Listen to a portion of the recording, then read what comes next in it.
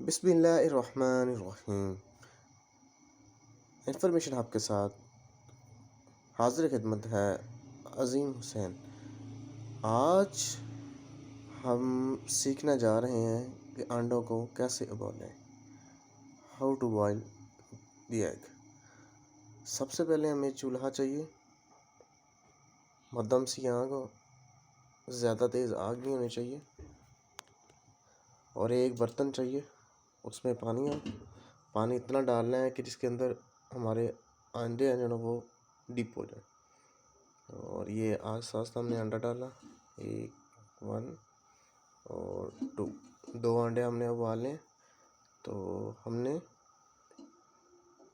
इतना पानी डाला कि हमारे जो एग्स हैं वो डिप हो जाएं पानी के अंदर। और हमने फिर तकरीबन 10 मिनट के लिए वेट करना है।